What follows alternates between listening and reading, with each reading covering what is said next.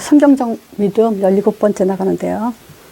지난주에도 미래가 없는 종교인 제목으로 소제목으로 하고 나갔는데 오늘도 두 번째 미래가 없는 종교인이라는 제목으로. 근데 본문은요, 제가 마태복음 6장 33절을 잡았어요. 마태복음 6장 33절이 우리가 잘 아는 내용이죠. 너희는 먼저 그의 나라와 그의 의를 구해라. 그리하면 그 모든 것을 더해 주시리라. 근데 보통 이제 우리가 신앙생활도 복음을 몰랐을 때는 이 모든 것을 더해 주리라는 곳에 초점을 맞추고 인생을 살았죠. 신앙생활 잘한답시고. 근데 먼저 그의 나라와 그 일을 구하는 거에 대해서 사실은 배우질 못했어요. 그러니까 먼저 그의 나라와 그 일을 구하고 싶은데 그거는 내 마음과 중심과 생각으로만 잘하려고 했지 실제 이게 말씀대로 말씀에 맞는 그런 신앙생활을 우리가 하지 못했죠. 그래서 그렇게 된다면 지금 이 순서가 바뀌어버리니까 절대 미래를 갈 수가 없죠. 자, 그래서 먼저 이 말씀을 마태복음 5장, 6장, 7장 이걸 좀 나가기 전에 지난주에 우리가 그 시비유에 대해서 좀 계속 지금 3주째 좀 나갔죠. 요 시비유요. 이거는 뭐냐면 이 복음이 이 땅에 지금 뿌려지는데 그 복음을 비유로 지금 설명을 한 거죠. 근데 길가밭에 떨어지기도 하고 또 그 돌밭에 뿌려지기도 하고 또 가시밭에 가시떨기 여기에 떨어지기도 한다 그랬죠.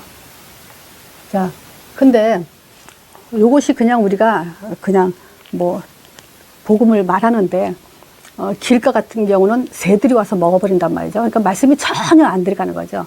저도 사역을 하면서 어떤 분은 정말 그 한 몇 년을 말씀 공부를 해주는데도요, 이분의 마음에 이 복음의 감격과 어떤 감각이랄까 이런 게 전혀 없는 분이 있어요. 몇 년을 말씀 공부를 해도 질문 한 번 해본 적이 없고 그냥 무덤덤하게 듣기는 듣는데 전혀 감각이 없어요. 참 이런 사람은 어떻게 이럴까 싶을 정도로 안타까운 분들이 있어요. 근데 이런 분들이 또 한두 분이 아니에요. 저런 분들을 길가라고 하지 않을까 이런 생각을 제가 해봅니다. 왜냐하면 시간이 지나도 문제가 있어도 어떤 문제를 가지고 또 복음을 들어도요, 그 문제가 또 끝나거나 그러면 또 교회를 떠나버려요. 이런 걸 보면서 정말 이 많은 이 영적인 축복들을 놓치고 있다 이런 생각이 들거든요. 근데 제가 이번 주에는 이런 생각을 해봤어요. 길가라는 것은 복음을 우리 자신도 보란 얘기예요. 우리 자신을 비유해서 이렇게 생각해 보면요, 우리가 강단에서 말씀이 선포되죠. 또 이런 자리에서 우리가 말씀이 선포되잖아요. 근데 듣는데 감각이 없어요. 예를 들자면 강단에서 메시지가 매주 은혜되는 건 아니잖아요. 그렇죠? 항상 은혜되는 건 아니잖아요. 어느 때는 은혜 됐다가 어느 때는 안 됐다 이러잖아요. 근데 보세요. 전도자가 복음에 뿌리 내리고 현장을 가는 사람은 그게 별로 상관이 없어요. 왜냐? 현장 속에서 계속 말씀 성취를 이루는 삶을 살기 때문에. 근데 현장이 없는 사람들은 계속 현장 없이 복음 듣잖아요. 강단에서 설교 듣잖아요. 근데 이게 안 들어와요. 귀에 전혀 들어오질 않는 사람들이 있어요. 근데 강단에서 은혜를 못 받고 말씀에 은혜를 못 받는다. 그거 한번 생각을 해보세요. 계속 사단한테 그 말씀을 뺏기고 있다는 얘기란 말이에요. 그럼 그 사람 끝이 어떻게 되겠어요? 없어요. 그 사람 끝은 뻔해지게 되겠어요. 그래서 우리가 지금 많은 기독교인들이 뭐죠? 은혜가 된다, 안 된다라는 수준에 많이 와 있단 말이에요.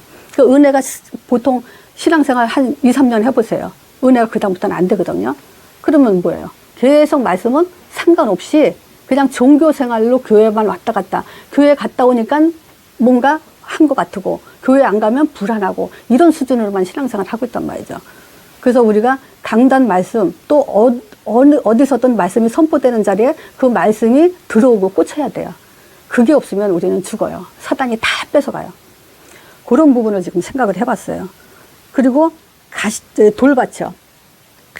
이 돌밭은 뿌리가 내리지 않는다 그랬죠. 자, 보세요. 우리가 말씀에 뿌리를 안 내린다고 생각을 해보세요. 요거는 뿌리가 안 내린다. 그러면 어떤 문제가 오죠? 환난과 핍박. 요 뿌리가 안 내린다. 요거는 이제 외적으로 환난 핍박 같은 건 외적으로 오는 거죠. 이런 것에 내가 흔들리겠다, 넘어진다. 그럼 보세요. 저 같은 경우도, 저부터도 이제 내가 하지도 않았던 억울한 누명을 쓸 때가 있죠. 교회에서. 그러면 무슨 생각이 들어요? 교회 가고 싶지 않은 생각도 들어요. 그렇지 않겠어요? 보기 싫은 사람도 생기고, 또 괜히 목사님 말이 나한테 하는 것 같고, 막 이런 생각 듣단 말이에요. 그때 우리가 빨리 생각해야 될 게 뭐냐면, 내가 지금 믿음을 포기하고 있구나라는 생각을 하셔야 돼요. 그건 지금 믿음에서 떠나려고 자꾸 하는 거예요. 또 무슨 넘어진다는 말이 어떤 의미가 있다 그랬죠? 죄를 짓다. 덫에 걸리다. 또 변질되다. 배신한다는 거죠. 믿음을 배반한다는 얘기죠. 그런 순간에, 이것은 지금 내가 사단의 덫에 걸려 있구나. 난 이 말 중에 제일, 놀란 말이 뭐냐. 믿음을 포기하다는 말이. 그런 문제가 보이고 시험거리가 오고 환란 속에서 내가 넘어진다. 이거는요, 이 순간에 내가 지금 정말 믿음을 포기하는 시간이었구나. 이거 생각 빨리 하셔야 돼요. 자, 가시떨기는 뭐냐면, 지금 기운이 막힌다는 것은 뭐냐. 세상 염려와 재리. 이거는 내적이에요. 우리 안에서 자꾸 염려거리가 많죠. 그리고 세상 재리, 이제 돈 걱정, 의식주 걱정, 이런 걱정을 하잖아요. 이런 것 때문에 뭐냐면, 기운이 막혀. 말씀이 기운이 내게 지금 영향을 못 주고 있단 말이죠. 그럼 뭐예요? 내 안에서 지금 이것을 막고 있는 뭐가가 있는 거예요. 내 안에서. 왜 염려가 됩니까? 하나님 형상이라 그랬잖아요. 복음은 다 이뤘다 그랬잖아요. 사단머리 박살냈다 그랬잖아요. 예수 이름으로 성령 보내준다 그랬잖아요. 이 믿음이 없이 이 믿음이 나한테 영향을 못 주고 있단 말이에요. 지금. 왜? 내 안에 뭐가 있기 때문에. 염려가 있고 어떤 유혹이 계속 나를 지금 말씀의 기운을 막고 있다면 내 안에 무언가를 빨리 뿌리 뽑아야 돼요. 그걸 뽑지 않으면 나로 인해서 계속 말씀을 내가 막고 있다는 얘기예요. 그러면 결국 시간이 지나면 어떻게 되겠어요? 뻔한 결과가 되죠. 자, 그래서 마태복음 10장에 12제자를 뽑아서 현장에 보낼 때 11절인가 있죠? 11절에 합당한 자 찾아라 했어요. 합당한 자가 분명히 있다 했어요. 근데 이런 사람들은 지금 합당한 자가 아니죠. 이런 사람들은 자기 상황에 따라서 예를 들어서 어떤 목사님이 신방 오신다 이러면 그 목사님 싫거든? 그러면 신방 안 받아요. 이럴 수도 있단 말이에요. 그래서 14절에 이런 얘기예요. 누구든지 너희를 영접지도 아니하고 너희 말을 듣지도 아니하거든. 누구죠? 제자들. 복음 전하는 사람들. 이런 사람들이 이 사람을 맞아들이지도 않아. 그리고 그 사람 말도 듣지도 않아. 그러면 그 집이나 성에 나가서 너희 발을 떨어버리라 그래요. 그러면서 바로 하신 말씀이 뭐냐면 내가 진실로 너에게 이르노니 심판날에 소돔과 고모라상에 멸망한 것보다 더 크게 멸망받을 거다. 이런 얘기를 해요. 그러니까 이거는 하나님의 어떤 면에서는 굉장히 엄중한 경고라고 할 수 있는 거죠. 그래서 하나님은 지금 누굴 통해서 이래요? 선지자, 제사장, 왕, 제자 이 통해서 일을 하시는데 그 사람들을 영접하지 않는다는 건 곧 하나님을 영접하지 않는 거고 예수님을 영접하지 않는 거고 그 거절하고 있다는 얘기란 말이에요. 그러니까 뭐냐? 그 영접하지 않는 자 또 말을 듣지 않는 자는 반드시 이제 심판일 엄청 이제 무서운 심판이 임한다고 얘기를 하죠.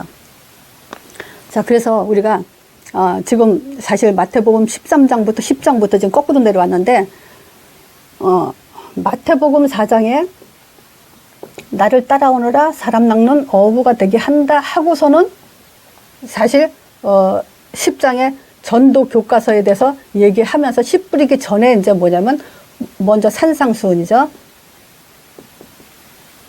요걸 뭐냐? 자세. 전도자가 가져야 될 자세에 대해서 먼저 가르쳐줬어요. 자, 그래서 지금 우리가 합당한 자 찾기 전에 먼저 내가 합당한 자 되기 위해서 합당한 자가 돼서 합당한 자 찾아라. 그래서 답을 아는 자가 또 제자가 된 사람이 제자를 보는 눈이 있죠. 제자가 아닌데 어떻게 제자 보는 눈이 있겠어요. 그러니까 합당한 자 찾기 전에 내가 먼저 합당한 자가 돼서 이렇게 가라. 그래서 마태복음 5장, 6장, 7장으로 이렇게 먼저 교훈을 주신 거죠. 그래서 이것은 마태복음 5장, 6장, 7장은 정말 너무 중요해요. 얼마나 중요하냐. 마태복음 5장을 한마디로 말하면 그 예배에 대해서 알아야 돼요. 그리고 6장은 기도에 대해서 말씀해 줬어요. 그리고 마태복음 7장은 이제 신앙생활.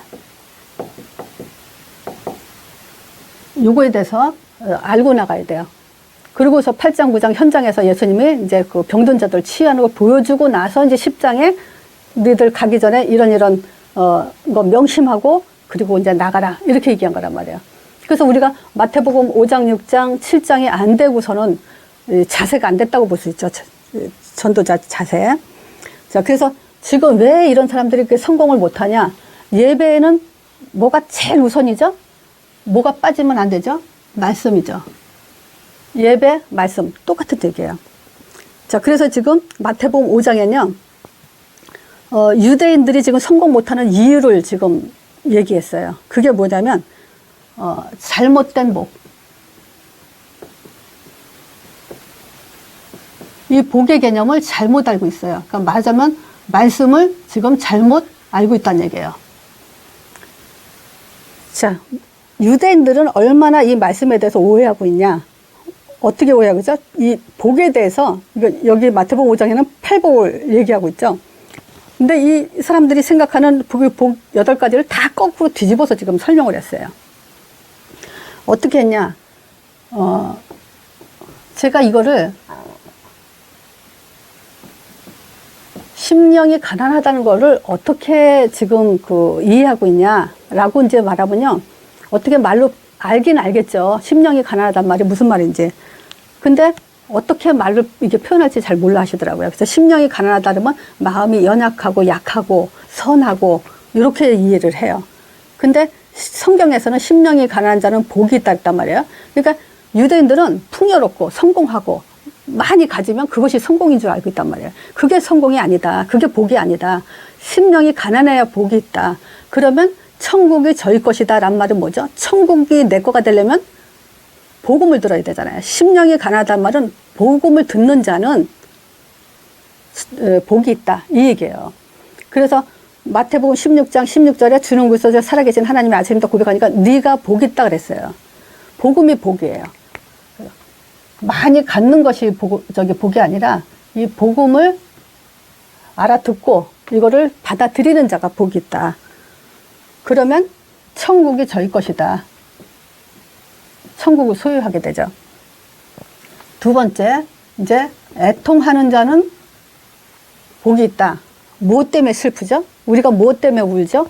다 나한테 억울하면, 내가 분이 안 풀리면, 뭐 여러 가지 나 때문에 또 가정이 이제 속색이고 자녀가 속색이고 뭐 여러 가지 이런 걸로 애통하잖아요.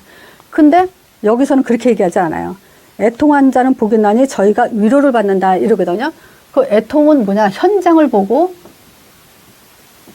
죽어가는 영혼들을 보고 애통하는 자가, 그런 사람이 복이 있다는 거예요. 세상을 보는 눈, 지금 하나님의 소원을 보는 눈을 가지고 있는 사람의 애통이에요. 탄식이 나와야 되죠. 예수님이 그 마태복음 9장에 탄식하잖아요. 목자 없는 양같이 고생하며 유리하고 있다고. 그걸 예수님의 탄식이죠. 그러니까 우리는 하나님 형상대로 지음받은 우리는 하나님이 하고자 하는 마음, 하나님이 하고자 하는 말, 하나님이 하고자 하시는 일, 이런 것들이 내 거가 돼야 그게 통하는 거예요. 그러니까 하나님 마음을 우리가 갖는 것이 애통이죠. 자, 세 번째, 온유한 자는 복이 있다래요. 자, 온유하다는 건 어느 때 쓰죠? 말들이나 동물들이 이렇게 순하게 따라오면 온유하다 그러죠. 순종 잘하는 그것을 온유하다고 그러죠. 근데 그냥 온유한 게 아니죠. 말씀에 잘 길들여지는 거. 말들이 주인의 말에 잘 길들여지듯이 말씀에 잘 길들여지는 것은 온유한 자라 그러면서 이 사람은 땅을 기업으로 받는다 그래요. 그래서 말씀이 잘 우리한테 뿌리내리잖아요. 그러면 전도자 삶의 승리가 되죠. 네 번째, 의에 줄이고 목마른 자는 복이 있다. 그 의는 우리가 알죠. 요한복음 16장 10절인가 그러죠? 9절에는 죄에 대해서 얘기했고 10절에는 의에 대해서라면 너희가 다시는 나를 보지 못하며 내가 아버지께로 가니까 너희가 다시는 나를 보지 못한다 그러죠. 그럼 뭐냐? 의라는 것은 죄 없는 분이 죽으시고 부활하신 거죠. 그래서 십자가 부활을 의라고 그래요. 근데 여기에 대해서 갈급해 하는 자는, 여기에 목마른 자는, 그러니까 복음에 갈급하고 복음에 목마른 자는 저희가 복이 있나니 그가 배부를 거라는 건, 복음에 갈급하고 복음을 자꾸 생각하면요 성령 충만 받는단 말이에요. 그게 이제 배부를 것이다 이 얘기예요. 먹고 뭐 배가 부른다 그런 의미가 아니죠. 그래서 우리는 날마다 아침에 눈 뜨면요 의에 줄이고 목마른 자가 되어야 돼요. 오늘도 하나님의 의에 우리가 또 이렇게 바라보면서 거기에 이제 의존하고 그것을 목말라 하고 거기에 감사가 있고, 그러면 뭐냐? 성령 충만 받아요. 진짜 문제는 어디서부터 와요? 내가 이런 말 했죠. 사단 결박이 아니라 믿음이 사단 결박이다 그랬잖아요. 내가 왜 화가 나고 슬프고 속상하죠? 내가 믿음이 없어서 그런 거예요. 내가 복음으로 감사가 없고 충만하지 않기 때문에 오는 거예요. 근데 우리는 이것만 바꾸면 이게 돼 있어요. 그렇게 또 원래 그렇게 하나님은 하셨고요. 그런 부분에서 우리가 지금 의에 대해서 목마르면 이제 배부름 받는다는 거예요. 또 긍휼이 여기는 자는 복이 나니 긍휼이 여김을 받을 거다. 그래서 긍휼이라는 것은 뭐냐면 우리 자신이 낮아지는 거죠. 이게 뭐냐? 나를 불쌍히 여기소서. 주여, 예수님이 가시는 걸 보고 나를 불쌍히 여기소서 하는 거죠. 그러니까 낮아지는 그 심령 또는 겸손한 심령을 말하죠. 그런 사람은 하나님이 또 긍휼히 여겨준다고 얘기를 하시죠. 또 여섯 번째, 마음이 청결한 자. 청결하다, 마음이 깨끗하단 말이죠. 그러면 우리가 뭘 가지고 저 사람의 마음이 참 깨끗하구나, 청결하구나, 이걸 어떻게 알 수 있죠? 우리가 그 애국자들을 보면 알죠. 나라를 위해서 순교하는 사람들, 나라를 위해서 오직 그런 사람들은 가정도 안 돌봤죠. 근데 가정 입장에서 볼 때는 처자식도 돌보지 않고 나란 일한다고 돌아다니면서 얼마나 욕했겠어요? 근데 나라 입장에서 보면 저 사람은 나라를 위해서 목숨을 걸었단 말이에요. 그건 뭐냐? 자기를 위해서 산 게 아니잖아요. 그러니까 그런 사람 보고 청결하다는 건데, 우리는 하나님을 위해서 순교하는 자를 말하는 거예요. 복음을 위해서 순교하는 자를 청결하는 사람이다, 이렇게 얘기를 해요. 그런 사람은 뭘 보죠? 하나님을 본다 그래요. 누가 그랬죠? 스데반이 돌로 맞아 죽으면서 하나님의 우편에 서신 것을 보죠. 복음을 위해서 순교하는 자. 자, 또 일곱 번째, 화평케 하는 자.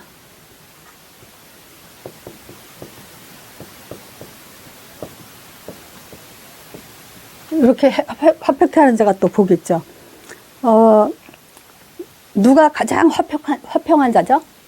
예수님이요. 예수님의 죽으심은 우리와 하나님과의 원수됐던 자를 하나로 이렇게 통하게 하는 그 화평한 제물이 되셨죠.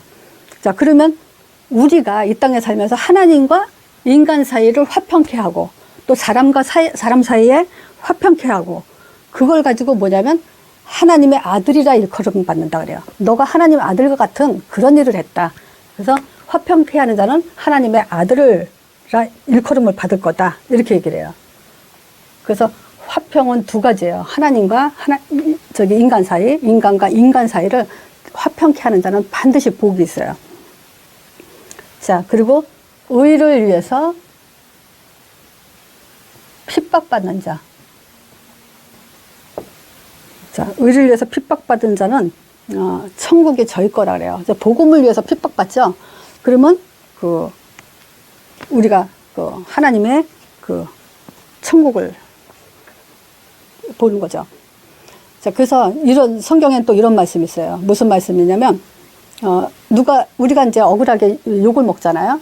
그리고 또 억울한 소리를 듣고 그러면은 핍박받고 막 이러잖아요. 그러면 그걸 가지고 우리한테 복을 준다 그래요. 듣는 사람한테 복을 준다 그래요. 그러니까 괜찮은 거예요. 하나님의 완전히 다 배경이 되겠다, 이 얘기예요. 그러니까 걱정할 거, 염려할 거 이게 아무도 없어요. 억울한 소리 듣든 뭐 하든 그거는 절대 신경 쓸 일이 아니에요. 그런 부분에서 지금 이 복에 대한 개념을 말씀을 제대로 알아들으면 이제 이 복에 대한 개념이 싹 바뀌죠. 그래서 하나님의 말씀하시고자 하는 그 복은 바로 이런 깨달음을 가지고 복이라는 거죠. 사람들이 지금 잘못된 복을 가지고 있기 때문에 자꾸 분쟁을 하는 거예요. 육신적인 그 복을 가지고 복이라고 생각한다면 싸울 수밖에 없죠. 그죠? 그래서 분쟁을 하니까 여기서 지금 무슨 얘기를 하냐면요. 형제와 화목해라. 이런 얘기를 해요. 그러면서 세 번째, 먼저 할 일을 얘기하죠. 여기는 이제 형제와 화목하기보다도 형제한테 나가라 이렇게 말하지 말라 그래요. 형제한테. 그러니까 이 나가라란 말은 이 멍청아, 멍텅구리야 이런 말을 지금 하지 말라니까 형제를 이렇게 낮춰서 나쁜 말을 욕을 하지 말라 이 얘기예요. 그래서 이거 미련하다 뭐 이렇게 조롱하는 말로 멍텅구리다 이런 말을 쓰지 마라 이렇게 얘기하고요. 그러면서 그 먼저 할 일에 대해서 뭐 얘기하냐면 그 예배 드리기 전에 먼저 그 예물을 갖다 놓고 형제한테 가서 화목하고 나서 이제 먼저 예배를 드려라 이런 얘기를 해요. 근데 이거를 사람들이 많이 잘 오해를 해요. 내가 이제 요거를 좀 생각을 많이 해봤는데 예물을 제단에 드리다가 내 형제가 원망 들을 만한 일이 있거든이에요. 원망 들 나를 원망할 게 있거든 가서 사과를 하라는 거예요. 그건 뭐냐 누구 돈을 뺏었다든지 누구를 나쁘게 이제 그 평판을 해서 욕을 먹게 했다든지 그러니까 상대방이 억울한 일을 당했고 불이익을 나 때문에 당했다. 그러면 그거를 빨리 사과하고 그리고 예배를 드리라는 거예요. 그러니까 악한 짓을 하지 말라는 거죠. 그러니까 그 대신 뭐냐 얻어맞은 사람은 있죠. 그 얻어맞은 사람은 먼저 사과할 일은 없죠. 사실은 가서 예물 가져왔다 내가 뭐 가서 사과할 게 없죠. 그런 사람은 그냥 맞은 사람은 발 뻗고 잔다 그러잖아요. 그러니까 그런 사람 얘기가 아니고 남한테 억울하게 하고 피해를 준 일이 있으면 빨리 가서 왜냐하면 그 사람이 송사하면 법에 걸리잖아요. 그러니까 송사하기 전에 송사하지 않도록 그렇게 하고 풀고 와서 예배를 드려라 이렇게 얘기를 해요. 자, 그래서 요 먼저 할 일. 그래서 지금 가장 먼저 예배가 그 사실은 사과가 중요한 게 아니라 뭐가 중요하죠? 예배가 그만큼 중요하다 이 얘기예요. 그래서 제자들이 제일 먼저 해야 되는 게 말씀을 제대로 이해하고 온전한 예배를 먼저 드려라. 요게 이제 제일 첫 번째예요. 두 번째는 우리가 알죠. 이제 예수님의 주기도문 가르쳐 줬죠. 그때 이제 뭐냐면 사람 앞에서 하지 마라. 사람 앞에서 한다는 것은 뭐죠? 형식적인 거죠. 근데 우리는 지금 형식적으로 뭐 정식기도 시간 딱 되면 눈 감고 기도하고 남들이 보는 앞에서 기도하고 그러지 않잖아요. 내가 볼 땐 그런 사람 없어요. 지금 유대인들의 여기는 이제 마태복음 주로 유대인들한테 한 얘기거든요. 그러니까 유대인들이 너무 형식적이니까 하다못해 뭐 11조도 그 곡식까지 다 알날이 새지 않나, 또 지나가는 사람 먹으라고 좀 남겨놓지 않나, 뭐 자기가 이만큼 했다라는 행위에 대해서 많이 자랑을 하고 있죠. 그러니까 그렇게 하지 말라는 거죠. 그건 사람 앞에서 하는 거니까 상급이 없죠. 근데 하나님 앞에서 하라는 거죠. 근데 우리는 이제 그 유대인 같이 하진 않는데, 우리가 만약에 이 하나님 앞에서가 안 되면 형식적인 기도나 마찬가지예요. 어떤 거냐?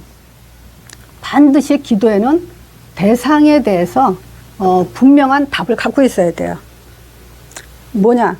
하늘에 계신 우리 아버지여 이름이 거룩히 여김 받으시오며, 그래서 하나님의 이름이 분명히 알고 해야 돼요. 그냥 하나님 이름이 아니에요. 그렇죠? 우리는 하나님 이름 알죠?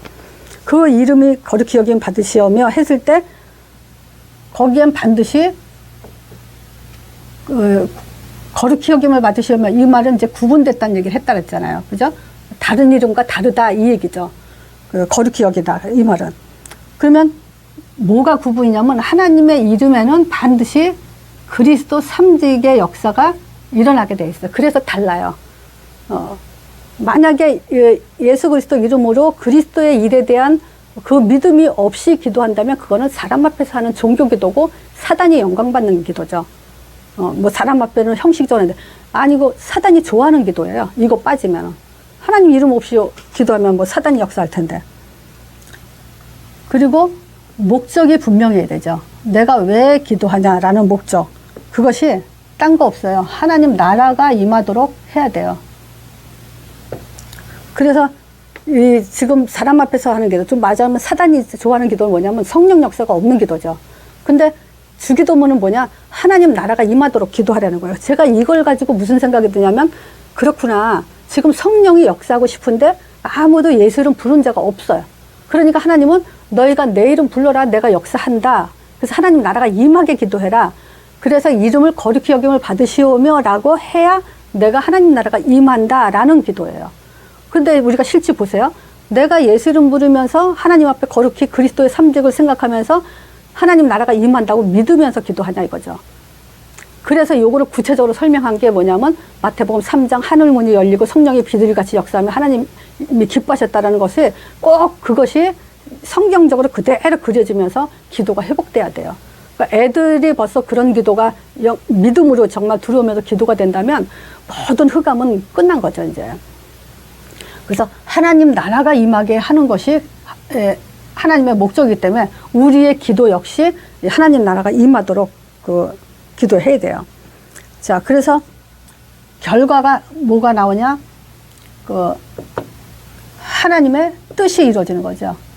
그래서 하나님의 뜻은 뭐냐면 사단이 이 땅에서 완전히 꺾이는 거예요.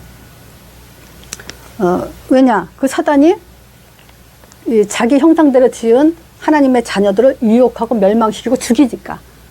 그러니까 요거를 없애는 게 목적인데 어떻게 방법을 썼냐? 예수 이름 부른 자를 통해서 하는 게 방법이에요.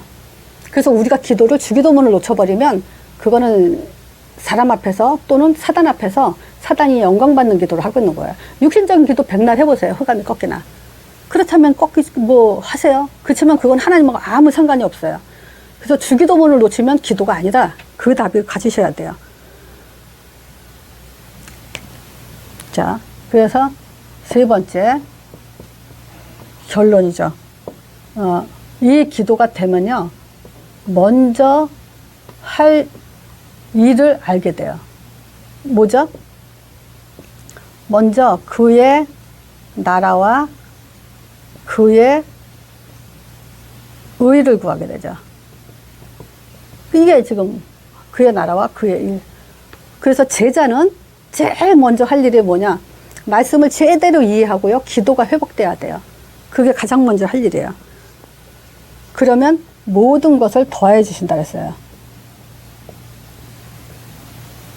그래서 육신적인 건 이것만 된다면 우선순위만 안 바뀌면요. 딴 거 신경 쓸 거 없어요. 그래서 어떤 면에서는 하나님은 우리 일을 하고 우리는 하나님 일을 하는 거예요. 그렇죠? 우리가 하나님 일을 하고 그러면 하나님은 우리 일을 하게 되고. 근데 그걸 속일 수가 없죠. 왜냐? 결과는 나오니까. 내가 지금 왜 응답이 없고 왜 열매가 없냐? 그거는 먼저 그 나라 그가 안 됐기 때문에 있다는 거죠. 그렇다면 우리는 빨리 내가 틀렸다는 걸 생각하고 바꿔야 되죠. 자, 그리고 이제 우리가 이제 예배에 대한 올바른 이해와 또 기도에 대한 올바른 이해가 참 중요하잖아요. 그래서 말씀은 잘 잡고 예배 성공했다. 또 기도도 정말 온전하게 하나님 앞에 잘했다. 근데 신앙생활에서 가장 먼저 해야 될 걸 놓치면은 거기서 이제 우리가 많은 응답을 못 받죠. 신앙생활에서 가장 중요한 게 뭐냐면요. 먼저 할 일을 예수님께서 말씀해 주셨어요. 자, 그게 뭘 것 같아요? 예수님이 신앙생활에서 제일 중요한 초점. 비판받지 않으려면 비판하지 마라. 내가 비판받지 않으려면 비판을 하지 말라는 거야. 우리가 사실 신앙생활에서 사람들을 비판만 안 해도요, 사단은 못 건드려요. 또 비판받지 않는 것도 중요하지만 더 중요한 것은 뭐냐면요, 내 눈에서 들보를 빼라. 형제의 눈 속에 티를 보면 저기 그 자기 형제의 눈을 티를 가지고 얘기하면 너 눈에는 더 큰 들보가 있다. 그래서 사실은 정말 사람들하고 그 지혜롭게 화목하기 위한 최고의 방법은 뭐냐면 내가 더 큰 잘못을 했다. 이건 내 문제다. 내가 바꾸면 된다라고만 한다면요, 절대 그 불협함이 있을 수가 없죠. 그러니까 신앙생활에서 가장 중요한 키가 바로 이 부분이에요. 사람들이요, 원대스 되기가 엄청 힘들어요. 그래서 그런 말이 있죠. 빨리 가려면 혼자 가라. 근데 멀리 가려면 같이 가라 그래요. 근데 신앙생활은 같이 가야 되거든요. 같이 못 가면 결국은 낙오자가 되죠. 그러기 위해서는 제일 중요한 방법이 바로 이거예요. 비판하지 말고 내 눈에 들보를 빼면 돼요. 그리고 신앙생활에서 제일 중요한 것은요, 두 번째가 문으로 들어가려는데 좁은 문이 있고 넓은 문이 있죠.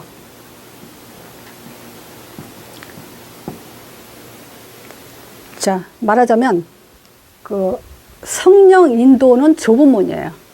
이것이 정말 성령 인도냐? 내가 이 성령 인도 받기 위해서는 어떻게 해야 되냐? 그래서 성령 인도를 여기서 이제 우리가 잘 받아 나간다면 그 성령 인도 받는 그 또 중요한 요소 중에 뭐냐면요, 우리의 육신의 소욕을 다 버려야 돼요. 할 거 다 하고 우선순위 바뀌고 이런 거 하면서 어떻게 성령 인도 받아요? 그러니까 그거는 그런 사람은 뭐냐? 넓은 문으로 갈 수밖에 없어요. 그러니까 넓은 문은 뭐냐? 멸망의 문이라 그래요. 근데 여기는 찾는 자가 많대요. 근데 좁은 문은 찾는 자가 없다 그래요. 우리가 신앙생활 하면서 오늘도 내가 어떻게 성령 인도 받겠습니까? 어떻게 받을까요? 라고 하는 사람하고 그냥 뭐 내가 사는 대로 내 계획대로 그냥 사는 거고, 이건 들어가는 문이 다르죠. 자, 그래서 반드시 예수님이 말씀하시기는 신앙생활 속에서 우리가 성령 인도 받는 것은 좁은 문으로 가는 거다. 이제 이런 의미를 갖고 있죠. 그리고 신앙생활에는요, 반드시 그 열매가 맺게 돼 있죠. 그래서 여기서는 뭐냐, 18절에 좋은 나무가 나쁜 열매를 맺을 수가 없고 또 못된 나무가 아름다운 그 열매를 맺을 수가 없다 그래요. 19절에 아름다운 열매를 맺지 않으면 찍어버린다 그래요. 뭐 필요 없죠. 좋은 열매가 아닌데 그거 뭐 갖고 있을 필요가 없으니까 찍어서 뭐냐, 불에 태워버린다 그래요. 그래서 신앙생활은 결국 결과가 나오게 돼 있어요. 내가 율법적인 신앙생활을 한다. 율법이 나오죠. 신비가 나와요. 신앙생활 하면서 돈 하면 또 돈으로 나오고 다 자기가 가진 대로 열매가 나오기 때문에 그 열매를 보고 그 사람을 알게 돼요, 결국은. 자, 그래서 20절에 그 얘기하죠. 열매로 안다고.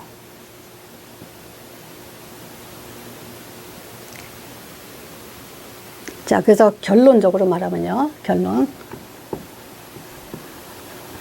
결론은 뭐냐면 그 행함이에요. 자, 먼저 이 행함을 말하기 전에 마태복음 7장에 제가 이 성경 구절은 그 이단들도 많이 사용을 해요. 근데 이걸 잘못 해석하죠.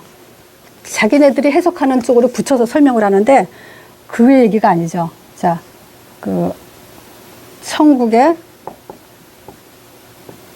들어가 있죠. 21절에 얘기하죠. 제자들이 밖에 나가서 이제 귀신도 쫓아내고 병든 자도 치유하고 그러면서 와갖고 예수님한테 자랑하죠. 우리도 예수 이름으로 귀신들도 쫓겨나오고 많은 역사가 일어나더이다. 그랬을 때 예수님이 하신 말씀이에요. 나더러 주여 주여 한 자마다 다 천국에 갈 게 아니다. 그래서 천국에 못 들어가는 자는 뭐 얘기하냐면요. 하나님이 그래요. 그 내 아버지의 뜻대로 행하는 자라야 천국에 들어간다. 자, 그래서 하나님의 뜻을 요 뜻대로 하는 자만 천국에 갈 수 있다 했어요. 근데 하나님의 뜻은 요한복음 6장 40절에 얘기하죠. 뭐라고 얘기하냐? 내 아버지의 뜻은 뭐냐? 아들을 보고 믿는 자마다 영생을 얻는 이것이니 내가 마지막 날에 다시 살린다 그래요. 자, 말하자면 아버지의 뜻은 아들을 보고 영생을 얻으라는 거예요. 그래서 요한복음 17장 3절에 영생은 뭐다라고 얘기하죠. 영생이 뭐냐? 영생은 그 한 분 하나님과 그의 보내신 자 예수 그리스도를 아는 것이라 그래요. 자, 그래서 이거를 모르고 한다는 것은 뭐냐면 불법을 행한 자라 그래요. 내가 도저히 너희를 알지 못한다 그래서 불법은 뭐냐? 생명 없이 예수를 말하는 것이 불법이죠. 그래서 또 얘기하지만 구원과 관계된 얘기만 하면 돼요.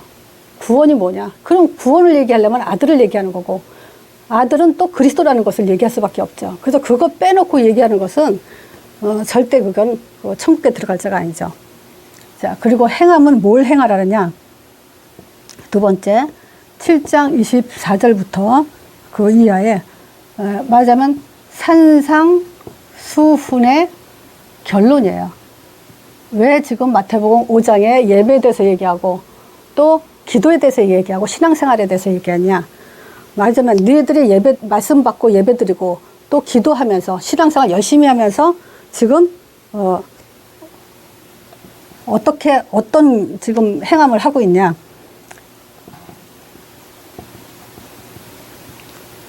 자, 지금 이 믿음을 그대로 행하는 자는 뭐냐면 반석 위에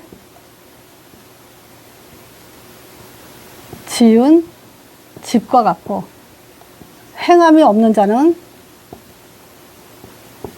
모래 위에 진다. 어리석은 자래요. 자, 말하자면 주님이 가르침에 대해서 말하자면 중요한 확실한 결단을 해라. 너희들이 지금 예배드리고 기도하면서 신앙생활을 하면서 모래 위에 질 거냐 아니면 반석 위에 질 거냐, 마지막에 그 결단에 대해서 지금 요구한 거라고 말할 수 있어요. 자, 그래서 우리는 말씀을 보고 가는 거니까, 그렇잖아요. 그냥 너네들이 예배드려라, 기도해라, 뭐 신앙생활 해라 이 얘기 아니잖아요. 어떻게 지금 말씀을 잡고 예배를 드리고 어떻게 기도하고 신앙생활은 어떻게 하고 분명히 얘기해 줬잖아요. 근데 이걸 모르고 계속 모래 위에 집을 진다는 것은 정말 어리석은 자가 되죠. 자, 그래서 우리가 미래가 없는 종교에 뭐냐, 정말 제대로 말씀 알고 기도가 뭔지 알고 신앙생활 똑바로 해야 돼요. 이렇지 않으면 성경 말씀 그대로 모래 위에 지은 집이 되죠. 그러면 비가 오고 창수가 터지면 뭐냐, 그냥 쓸려가 버리는 거예요. 그거 얼마나 억울하겠어요, 이게. 저는 말씀 여기까지 합니다.